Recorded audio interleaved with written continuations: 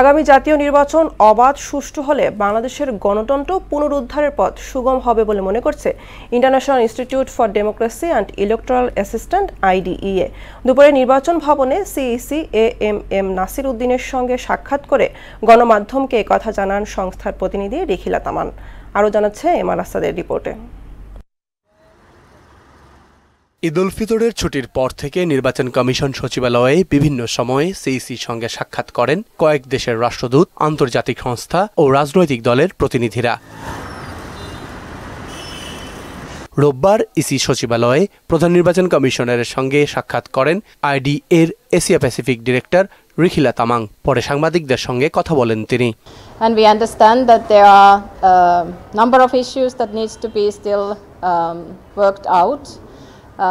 Particularly on what it comes to the types of reforms that can be implemented before the next national elections, and what are the issues that needs to be decided by the new elected government and the parliament.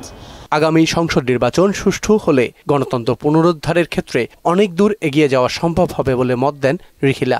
Elections which are inclusive, genuinely competitive and transformative, because I think that's Bangladesh public expectation now, is that these new elections will be free, fair, credible, but also representative, inclusive, and will then pave the way for the really transformative reforms and basically resetting, as the saying goes here, resetting Bangladesh's democracy.